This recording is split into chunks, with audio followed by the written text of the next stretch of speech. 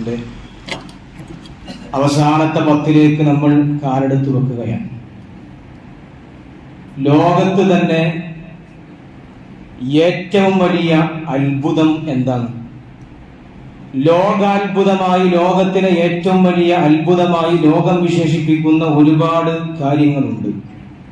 ഈ അടുത്ത് നമ്മൾ കഴിഞ്ഞ ആഴ്ചകളിലായി പത്രത്തിൽ വലിയ വാർത്താ പ്രാധാന്യത്തോടുകൂടെ വായിച്ചുകൊണ്ടിരിക്കുകയാണ്. അമേരിക്കയിലെ നാസയിൽ നിന്ന് ബഹിരാകാശത്തിലേക്ക് പോയ സുനിത വില്യംസും വിൽമോറും 8 ദിവസത്തിന് പോയി 9 മാസം ബഹിരാകാശത്ത് കുടുങ്ങിക്കിടന്ന് വളരെ അത്ഭുതകരമായി ഭൂമിയിലേക്ക് കാലുവെച്ച സംഭവം വലിയ അത്ഭുതത്തോടുകൂടെയാണ് നമ്മൾ വായിക്കുന്നത്. വലിയ വിസ്മയത്തോടെയാണ് നമ്മൾ നോക്കിക്കാണുന്നത്. അതൊക്കെ വലിയ അത്ഭുതമായി നമ്മൾ എണ്ണുന്നു. ലോകത്ത് പല കാര്യങ്ങളും പല അത്ഭുതങ്ങളും നമ്മൾ നമ്മുടെ കണ്ണുകൊണ്ട് വലിയ അത്ഭുതമാണ് എന്ന് വിചാരിക്കുന്നു. ലോകത്തെ ഏറ്റവും വലിയ സൗന്ദര്യത്തിന്റെ പ്രതീകമായ താജ്മഹൽ വലിയ അത്ഭുതമാണ് എന്ന് നമ്മൾ വിചാരിക്കുന്നു. ഇറ്റലിയിലെ ചെരിഞ്ഞ പിസാ ഗോപുരം ലോകത്തെ വലിയ അത്ഭുതമാണ് എന്ന് നമ്മളൊക്കെ നമ്മുടെ മനസ്സിൽ മനക്കോട്ട കെട്ടി തീരുമാനിച്ചിരിക്കുകയാണ്. എന്നാൽ ലോകത്തെ ഏറ്റവും വലിയ അത്ഭുതം എന്താ? നമ്മൾ പറയും കമ്പ്യൂട്ടറാണ് ലോകത്തെ ഏറ്റവും വലിയ അത്ഭുതമെന്ന്.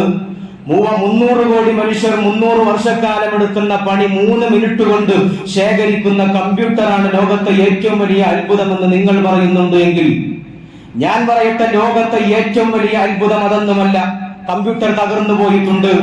1999 ഡിസംബർ 31 രാത്രി കമ്പ്യൂട്ടറിലെ മുഴുവൻ ഡാറ്റകളും ചോർന്നുപോയി എന്ന് ചരിത്രം നമ്മൾ സൂചിപ്പിക്കുന്നുണ്ട്, പഠിപ്പിക്കുന്നുണ്ട്. ആ ഡാറ്റകൾ റിക്കവർ ചെയ്തെടുക്കാൻ ഇന്ത്യ എന്ന് പറയുന്ന നമ്മുടെ മഹത്തായ രാജ്യം പോലും ചെലവഴിച്ചത് 300 കോടിയാണ്. 300 കോടി ചെലവഴിച്ചിട്ടാണ് ഇന്ത്യ മഹാരാജ്യം 1999 ഡിസംബർ 31 അർദ്ധരാത്രി നഷ്ടപ്പെട്ടു പോയ കമ്പ്യൂട്ടറിലെ മുഴുവൻ ഡാറ്റകളും തിരിച്ചു കൊണ്ടുവന്നത്. നമ്മൾ ചിന്തിക്കേണ്ടത് ഇതൊന്നുമല്ല ലോകത്തെ ഏറ്റവും വലിയ അത്ഭുതം. നമ്മളൊക്കെ നിസാരമായി കാണുന്ന, നമ്മളൊക്കെ നമ്മുടെ വീടുകളുടെ ഉള്ളിൽ, നമ്മുടെ ഓരോരുത്തരുടെയും വീടുകളുടെ ഉള്ളിൽ പരിഗണിക്കാതെ വെച്ചിരിക്കുന്ന, പൊടി പിടിച്ചു വച്ചിരിക്കുന്ന അള്ളാഹുവിന്റെ പരിശുദ്ധമായ ഖുർആനാണ് ലോകത്തെ ഏറ്റവും വലിയ മഹാത്ഭുതം. നമ്മൾ ചിന്തിക്കണം, ലോകത്തെ ഏറ്റവും വലിയ മഹാത്ഭുതം വിശുദ്ധമായ ഖുർആൻ ഷരീഫാണ്. അത് നമ്മൾ എടുത്തു നോക്കാൻ തയ്യാറായിട്ടുണ്ടോ? അത് നമ്മൾ പാരായണം ചെയ്യാൻ തയ്യാറായിട്ടുണ്ടോ? ഈ വിശുദ്ധമായ ഖുർആൻ ഷരീഫ് അള്ളാഹുവിന്റെ ഏറ്റവും വലിയ മഹാത്ഭുതമായി ലോകത്തിരിക്കുന്നത് എന്തുകൊണ്ടാണ്? അള്ളാഹുവിന്റെ പരിശുദ്ധമായ ഖുർആൻ ഷരീഫിലൂടെ അള്ളാഹു സുബ്ഹാനഹു വ തആല 14 നൂറ്റാണ്ടുകൾക്ക് മുമ്പ് മക്ക മരുഭൂമിയിലെ കാട്ടറബികളെ വെല്ലുവിളിച്ചു. ഫഅതു ബിഅശറ സൂരിൻ മിൻ സിരിഹി. വിശുദ്ധമായ ഖുർആൻ ഷരീഫിലെ 10 ആയത്തുകൾക്ക് തത്തുല്യമായി ഒരു 10 ആയത്തുകൾ നിങ്ങൾ കൊണ്ടുവരണം. വിശുദ്ധമായ ഖുർആൻ ഷരീഫിന്റെ ആയത്തുകൾക്ക് 10 ആയത്തുകൾക്ക് തത്തുല്യമായ ആയത്ത് നിങ്ങൾ കൊണ്ടുവരൂ, നിങ്ങളെ സമ്മതിച്ചു തരാമെന്ന് സാഹിത്യ സമ്രാട്ടുകളായ ലോകത്തെ ഏറ്റവും വലിയ സാഹിത്യത്തിന്റെ പല കോടി വിരാജിച്ചിരുന്ന അറബികളോട് അല്ലാഹുവിന്റെ വിശുദ്ധമായ ഖുർആൻ പറഞ്ഞു, കൊണ്ടുവന്നില്ല. 10 ആയത്ത് കൊണ്ടുവരാൻ പറഞ്ഞു, കൊണ്ടുവന്നില്ല. ഇന്നും ആ വെല്ലുവിളി നിലനിൽക്കുകയാണ്. വിശുദ്ധമായ ഖുർആൻ വീണ്ടും എണ്ണം കുറച്ചു. ഫഅതു ബിസൂറത്തിൻ മിസ്ലി. വിശുദ്ധമായ ഖുർആനിലെ ഇന്നാ അഅ്തൈനാക്കൽ കൗസർ എന്ന് പറയുന്ന ഏറ്റവും ചെറിയ സൂറത്ത്, 3 ആയത്തുള്ള സൂറത്ത്, ആ സൂറത്തിന് തത്തുല്യമായി നിങ്ങൾ ഒരു സൂറത്ത് കൊണ്ടുവാ, ഒരു സൂറത്ത് കൊണ്ടുവാ. ലോകത്തെ ഏറ്റവും വലിയ സാഹിത്യ സാമ്രാജ്യത്തിന്റെ ആളുകൾ ഞങ്ങളാണ് എന്ന് പറഞ്ഞവർ, അവർ പോലും വിസ്മയിച്ചു പോയി, അവർ പോലും തോറ്റമ്പിപ്പോയി വിശുദ്ധമായ ഖുർആൻ ഷരീഫിന്റെ മുമ്പിൽ. പരിശുദ്ധമായ ഖുർആൻ ഷരീഫിന്റെ മുമ്പിൽ എല്ലാവരും തകർന്നുപോയി. അതാണ് വിശുദ്ധമായ ഖുർആൻ ഷരീഫിന്റെ മഹാത്ഭുതം. ഇന്നും ആ വെല്ലുവിളി ലോകത്തുണ്ട്. ഈ 21-ാം നൂറ്റാണ്ടിലും വിശുദ്ധമായ ഖുർആൻ ഷരീഫിന്റെ വെല്ലുവിളിയുണ്ട്. വിശുദ്ധമായ ഖുർആൻ ഷരീഫിലെ 3 ആയത്തിന് തുല്യമായി കൊണ്ടുവരുമെന്ന് ലോകത്തെ എല്ലാ സാഹിത്യകാരന്മാരെയും വിശുദ്ധമായ ഖുർആൻ ഇന്നും വെല്ലുവിളിക്കുകയാണ്. ഇന്നും വിശുദ്ധമായ ഖുർആന്റെ വെല്ലുവിളിയുണ്ട്. ആ വെല്ലുവിളി സ്വീകരിക്കാൻ ലോകത്തെ ഒരാൾക്ക് പോലും കഴിഞ്ഞിട്ടില്ല എന്നതാണ് വിശുദ്ധമായ ഖുർആൻ ഷരീഫിനെ ലോകത്തെ ഏറ്റവും വലിയ മഹാത്ഭുതമാക്കി നിർത്തുന്നത്. അതാണ് നമ്മൾ ചിന്തിക്കേണ്ടത്. ലോകത്തെ ഏറ്റവും വലിയ മഹാത്ഭുതം ഖത്താബിന്റെ വീട്ടിലെ കഴുത മുസ്ലിമായാൽ പോലും ഈ ഉമറിനെ മുസ്ലിമാകാൻ കിട്ടില്ല എന്ന് പറഞ്ഞ മഹാനായ ഉമർ ഇബ്നുൽ ഖത്താബ് റളിയല്ലാഹു തആല അൻഹുവിന്റെ മനസ്സാന്തരത്തിലേക്ക് കുത്തിക്കയറി ഇസ്ലാമിലേക്ക് അല്ലാഹുവിന്റെ റസൂൽ മരണപ്പെട്ടാൽ, അല്ലാഹുവിന്റെ റസൂൽ മദീനയിൽ നിന്ന് മരണപ്പെട്ടു പോയി എന്ന് പറഞ്ഞാൽ അവന്റെ തല ഞാൻ അറുക്കുമെന്ന രൂപത്തിലേക്ക് ഉമർ ഇബ്നുൽ ഖത്താബ് റളിയല്ലാഹു അൻഹുവിന്റെ മനസ്സിനെ പരിവർത്തനം ചെയ്യിപ്പിച്ച അല്ലാഹുവിന്റെ വിശുദ്ധമായ ഖുർആൻ. ഇതാണ് ലോകത്തെ ഏറ്റവും വലിയ മഹാത്ഭുതം. നമുക്കത് മനസ്സിലായിട്ടില്ല. കാരണം എന്താണ് ഞാൻ പറഞ്ഞുകൊണ്ടുവരുന്നത്? നമുക്ക് സ്വന്തമായി മൊബൈൽ ഫോൺ ഉണ്ട്. എന്റെ മൊബൈൽ എന്ന് പറയാൻ നമുക്ക് മൊബൈൽ ഫോൺ ഉണ്ട്. എന്റെ വീട് എന്ന് പറയാൻ നമ്മളിലേക്ക് ചേർത്തിക്കൊണ്ട് നമുക്ക് വീടുണ്ട്. എന്റെ മക്കൾ എന്ന് പറയാൻ നമുക്ക് മക്കളുണ്ട്. എന്നാൽ ഈ പരിശുദ്ധമായ റമദാൻ ഷരീഫിന്റെ 20 ദിവസങ്ങൾ കഴിഞ്ഞിട്ട്, 20 ദിവസങ്ങൾ നമ്മോട് പിന്നിട്ട് കഴിഞ്ഞിട്ട് എന്റെ ഖുർആൻ എന്ന് പറയാൻ നമ്മുടെ വീട്ടിലൊരു ഖുർആൻ ഉണ്ടോ?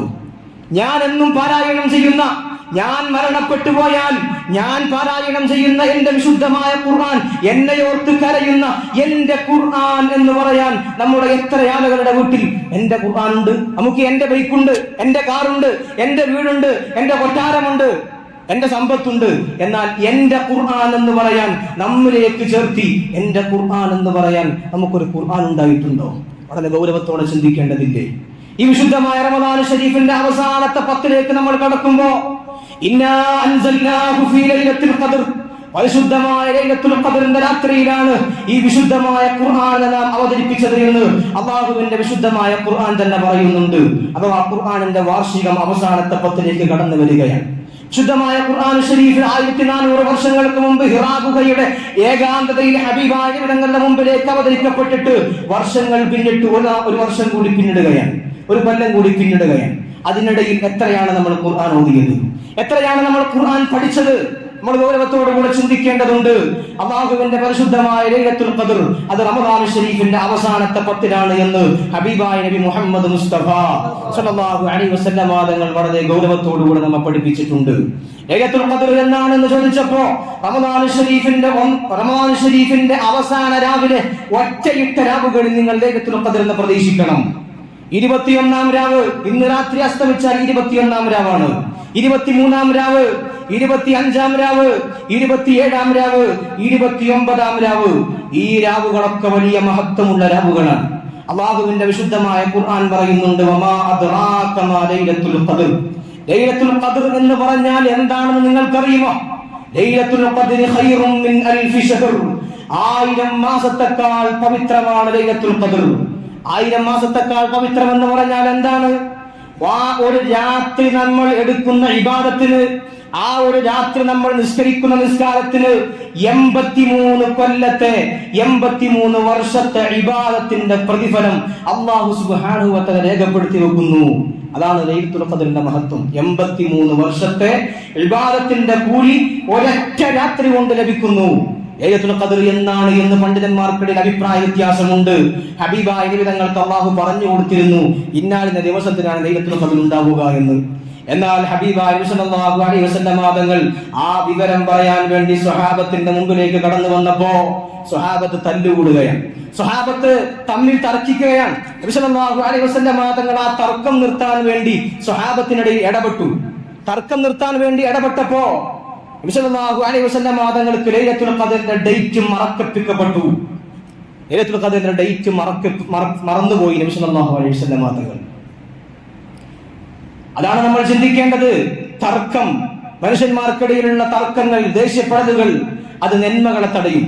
ലൈലത്തുൽ ഖദ്റിന്റെ ഡേറ്റ് പറഞ്ഞു കൊടുക്കപ്പെട്ട നബി സല്ലല്ലാഹു അലൈഹി വസല്ലം തങ്ങൾ സ്വഹാബത്തിനിടയിലുള്ള ഒരു തർക്കം പരിഹരിക്കുമ്പോഴേക്ക് അത് മറന്നുപോയി. തർക്കമുണ്ടാക്കിയാൽ, ജനങ്ങൾക്കിടയിൽ തർക്കമുണ്ടായാൽ, തല്ലുണ്ടായാൽ ഖൈർ തടയപ്പെടും, നന്മ തടയപ്പെടും എന്നതിന്റെ ഏറ്റവും വലിയ ഉദാഹരണമാണിത്. എങ്കിലും വലിയ വലിയ മുഫസ്സിരീങ്ങളായ മഹാനായ ഇബ്നു അബ്ബാസ് റളിയല്ലാഹു അൻഹുവിനെ പോലെയുള്ള മഹത്തുക്കളായ പണ്ഡിതന്മാർ രേഖപ്പെടുത്തുന്നു ലൈലത്തുൽ ഖദ്ർ റമദാൻ ഷരീഫിലെ 27ാമത്തെ രാവിലാണ് എന്ന് പ്രത്യേക മഹത്തുക്കൾ പറഞ്ഞിട്ടുണ്ട്. പല ഉലമാക്കളും അത് കണ്ടെത്തിയിട്ടുണ്ട്. വിശുദ്ധമായ ഖുർആൻ ലൈലത്തുൽ ഖദ്റിനെ പരാമർശിക്കുന്ന സൂറത്താണ് സൂറത്തുൽ ഖദ്ർ. ഇന്നാ അൻസൽനാഹു ഫീ ലൈലത്തുൽ ഖദ്ർ എന്ന സൂറത്ത്. ഈ സൂറത്തിൽ അല്ലാഹു സുബ്ഹാനഹു വ തആല ലൈലത്തുൽ ഖദ്ർ എന്ന വാക്ക് 3 പ്രാവശ്യം പറഞ്ഞിട്ടുണ്ട്. ഈ സൂറത്തിൽ 3 പ്രാവശ്യമാണ് ലൈലത്തുൽ ഖദ്ർ എന്ന് പറഞ്ഞിട്ടുള്ളത്. ലൈലത്തുൽ ഖദ്ർ എന്ന അറബി പദത്തിൽ 9 അക്ഷരങ്ങളാണുള്ളത്. 9 × 3 27. അപ്പോൾ 27-നാണ് ലൈലത്തുൽ ഖദ്ർ എന്ന് ഒരുപാട് മുഫസ്സിരീങ്ങൾ ഈ ആയത്തുകളെ വിശദീകരിച്ചുകൊണ്ട് രേഖപ്പെടുത്തി വെച്ചിട്ടുണ്ട്.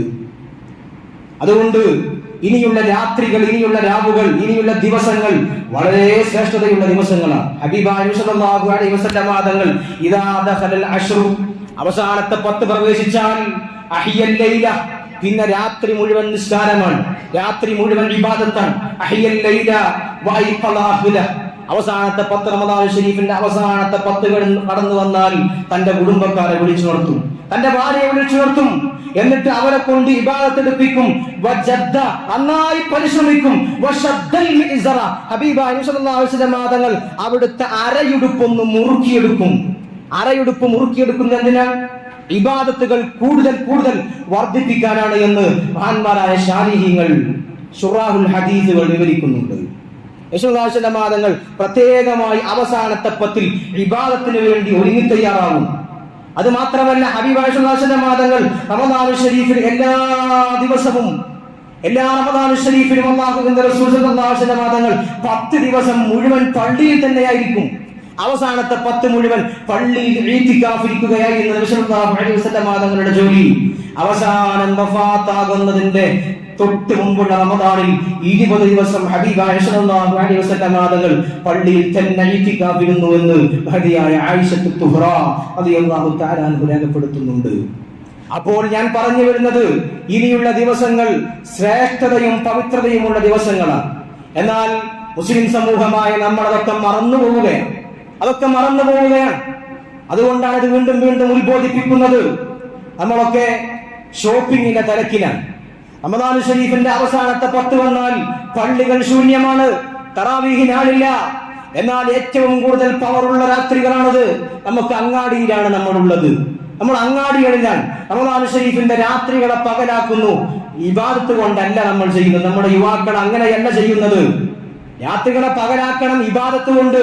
നമ്മൾ അതല്ല ചെയ്യുന്നത്. അങ്ങാടിയിൽ പോയി അങ്ങാടികളിൽ ആർത്തുല്ലസിക്കുകയാണ്. ഇതല്ലല്ലോ ചെയ്യേണ്ടത്.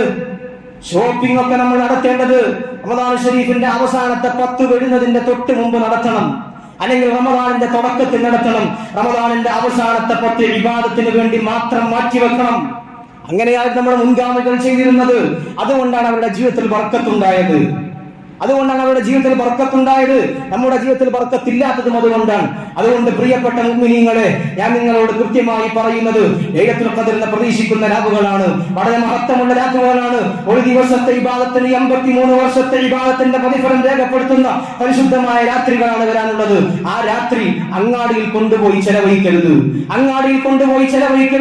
നിങ്ങൾ ദിക്റും സലാത്തുമായി നിങ്ങളുടെ വീട്ടിൽ കഴിഞ്ഞു കൂടിക്കോളൂ, അല്ലെങ്കിൽ പള്ളിയിൽ വന്ന് ഇഅ്തികാഫിരുന്നോളൂ. പള്ളിയിൽ വന്ന് ഇഅ്തികാഫിരിക്കുക എന്നത് വലിയ പുണ്യമുള്ള കാര്യമാണ്. ഞാൻ സൂചിപ്പിക്കേണ്ട ആവശ്യമില്ല, നിങ്ങൾക്കൊക്കെ അറിയാവുന്നതാണ്. അതുകൊണ്ട് പ്രിയമുള്ള മുഅ്മിനീങ്ങളെ, ഈ 1000 വർഷത്തിന്റെ മഹത്വമുള്ള ലൈലത്തുൽ ഖദ്ർ നമുക്ക് ഉപയോഗപ്പെടുത്തണം. ഈ വർഷത്തെ ലൈലത്തുൽ ഖദ്ർ നമുക്ക് കിട്ടണം, നമ്മുടെ ജീവിതത്തിൽ കിട്ടണം. മഹാന്മാരായ പണ്ഡിതന്മാർ പല കാര്യങ്ങളും രേഖപ്പെടുത്തിയിട്ടുണ്ട് ലൈലത്തുൽ ഖദ്റിനെ കിട്ടാൻ, ലഭിക്കാൻ. ഒരു കാര്യം, എല്ലാ രാത്രിയും, ഈ 10 രാത്രികളുണ്ട്, ഈ എല്ലാ രാത്രിയും 1 രൂപ സദഖ കൊടുക്കുക.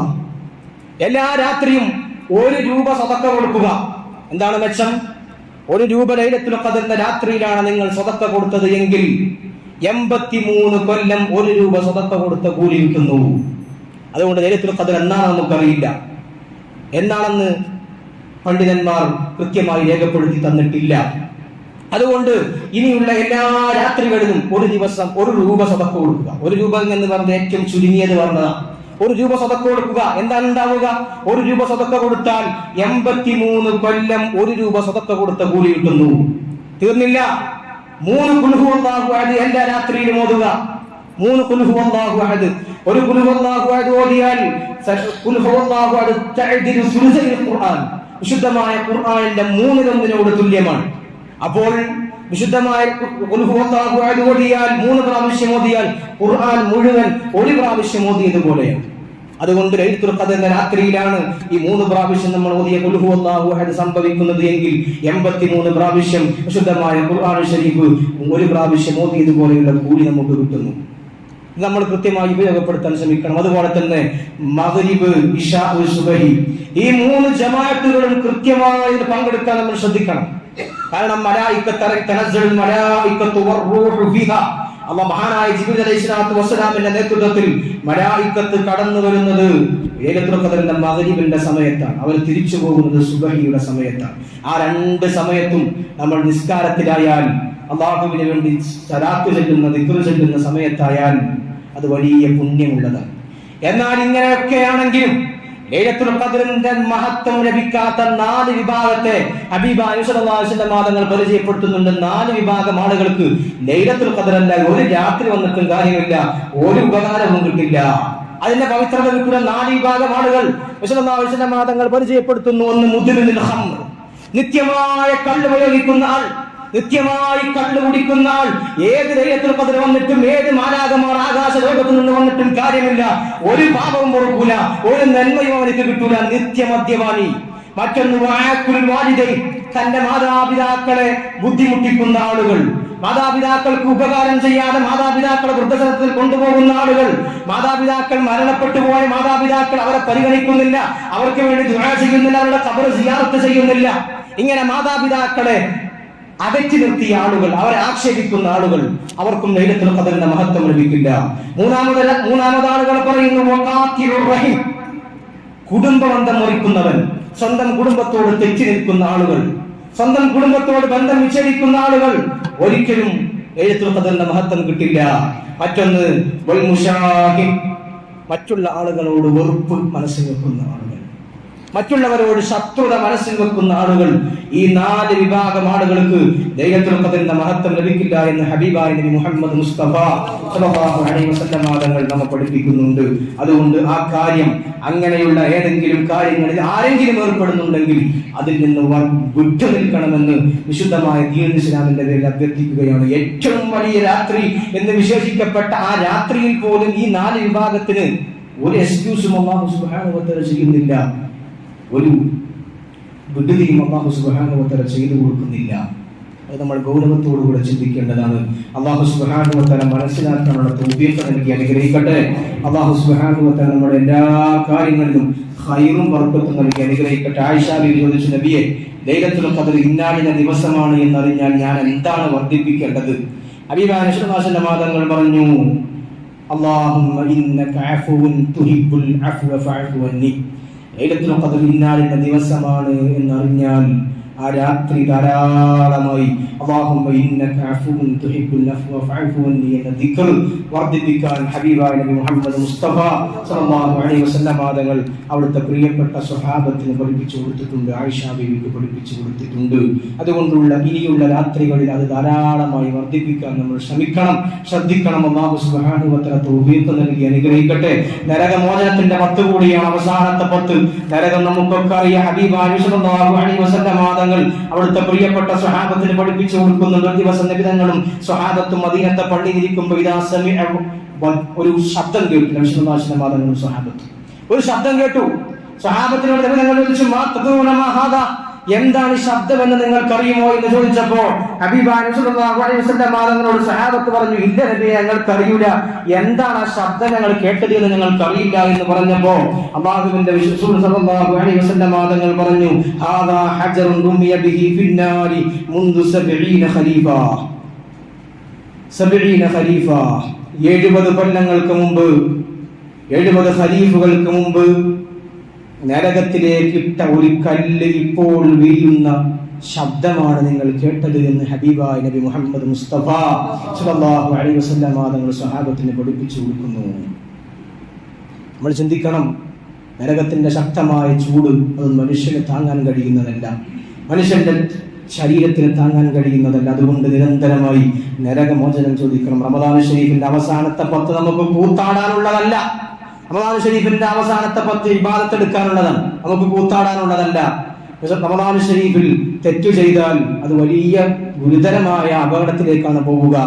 ഞാൻ സൂചിപ്പിക്കേണ്ടതില്ലല്ലോ, റമദാൻ ശരീഫിൽ അവസാനത്തെ 10 നമുക്ക് ലൈലത്തുൽ ഖദറിനെ പ്രതീക്ഷിക്കുന്ന രാവുകളിൽ തെറ്റുകൾ വരിക എന്നത് വളരെ ഗൗരവമായി സൂക്ഷിക്കണം.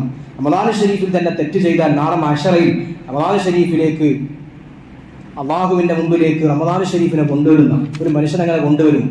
മലായിക്കത്ത് യദ്രിബൂന വജ്ഹം വദുബറ, അയാളുടെ മുഖത്തും പിൻഭാഗത്തും ഇങ്ങനെ ശക്തിയായി അടിക്കും മലായിക്കത്ത്.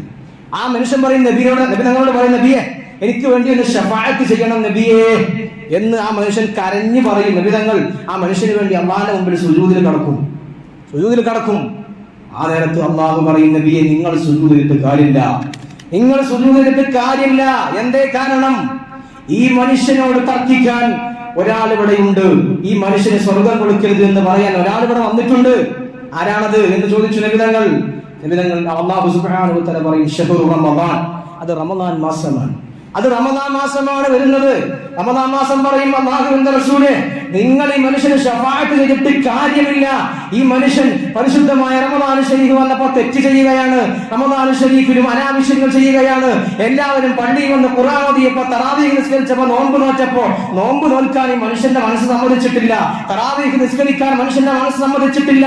ഖുർആൻ ഓതാൻ, തൊട്ടു നോക്കാൻ ഈ മനുഷ്യന്റെ മനസ്സ് സമ്മതിച്ചിട്ടില്ല എന്ന് റമദാൻ ശരീഫ് ആ മനുഷ്യന് എതിരായി സാക്ഷി നിൽക്കുമെന്ന് ഹബീബായ നബി മുഹമ്മദ് മുസ്തഫ സ്വല്ലല്ലാഹു അലൈഹി വസല്ലം തങ്ങൾ പഠിപ്പിക്കുന്നു. അതുകൊണ്ട് ഹറാമുകൾ ജീവിതത്തിൽ വരരുത്. ഇന്ന് നോമ്പ് തുറയുടെ പേരിൽ പല കാട്ടിക്കൂട്ടലുകൾ നടക്കുന്നു. 10ാം ക്ലാസ്സിൽ SSLC ഒപ്പം പഠിച്ച ആണും പെണ്ണും ഒരുമിച്ചിരുന്ന് നോമ്പ് തുറ സംഘടിപ്പിക്കുന്നു. എവിടെ നിന്നാണ് പുണ്യമാക്കപ്പെട്ട ഒരു പവിത്രമായ നോമ്പ് തുറ എന്ന് പറയുന്ന പുണ്യമായ ഒരു കർമ്മത്തെ ഹറാമിലേക്ക് വലിച്ചേക്കാൻ പാടില്ല. നമ്മൾ ആറാമിനെ നമ്മൾ കൂട്ടിൽ നിന്ന് കൊടുക്കാൻ പാടില്ല. 10ാം ക്ലാസ്സിൽ പഠിച്ച ആണും പെണ്ണും ഒരുമിച്ചിരുന്ന് നോമ്പ് തുറക്കുകയോ? ഏത് ഇസ്ലാമാണ് ഇത് പഠിപ്പിക്കുന്നത്? നോമ്പ് തുറ എന്നത് വലിയ പുണ്യമായ കാര്യമാണ്. ആ പുണ്യമായ കാലത്തെ ഹറാമിലേക്ക് വലിച്ചേക്കാൻ പാടില്ല. അല്ലാഹു സുബ്ഹാനഹു വ തആല കാത്തു രക്ഷിക്കുമാറാവട്ടെ. ഞാൻ കൂടുതലൊന്നും പറയുന്നില്ല. അല്ലാഹു സുബ്ഹാനഹു വ തആല എല്ലാവിധ മുസീബത്തുകളിൽ നിന്നും നമ്മെ കാത്തു രക്ഷിക്കുമാറാവട്ടെ. അല്ലാഹു പ്രിയമുള്ള മുഅ്മിനീങ്ങൾ, അതുപോലെ തന്നെ ഇൻഷാ അല്ലാഹ്